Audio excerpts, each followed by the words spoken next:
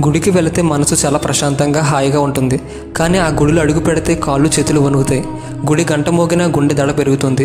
అరుపులు కేకలు పూర్ణకంతో ఊగిపోయే జనాలు వామ్మో ఒకటేంటి ఇంకా చాలానే కనిపిస్తాయి. ఇండియాలో మరే ఆలయంలో కనిపించని భయానక వాతావరణం ఇక్కడ ఉంటుంది. అలాగని భక్తులు లేకుండా ఈ ఆలయం ఖాళీగా ఉంటుందని అనుకుంటే పొరపాటే.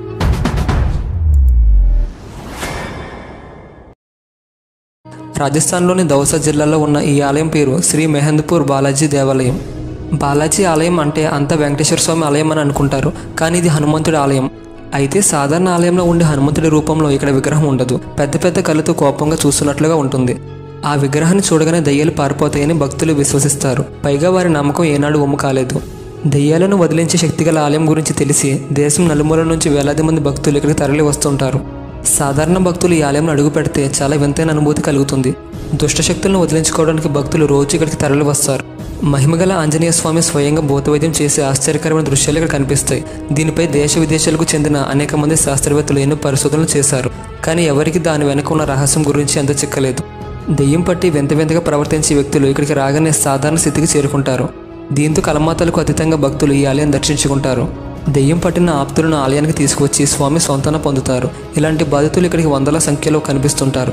వారి అరుపుల వల్ల ఈ ఆలయంలో ఓ భయంకరమైన వాతావరణం కనిపిస్తుంది. అందుకే సాధారణ భక్తులు ఈ ఆలయానికి వెళ్లాలంటే హడలిపోతారు. వారిని వదిలే దయ్యాలు తమను పట్టుకుంటాయనే ఆందోళన కూడా వారిని వెంటాడుతుంది. ఆలయం లోపల భైరవ బాబును దర్శించుకుని అన్నాన్ని నైవేద్యంగా సమర్పిస్తారు. ఈ ఆలయంలో ఇచ్చే ప్రసాదాన్ని ఎవరు ఇంటికి తీసుకువెళ్ళకూడదు. అలా చేస్తే వారికి కీడు జరుగుతుందని భక్తులు భావిస్తారు.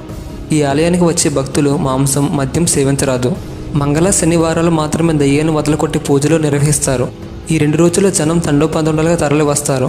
ఈ ఆలయానికి దయ్యాలను తరిమే శక్తి ఉందని తెలిసి జర్మన్, నెదర్లాండ్స్, న్యూఢిల్లీ శాస్త్రవేత్తల బృందం 2013లో పరిశోధన చేశారు.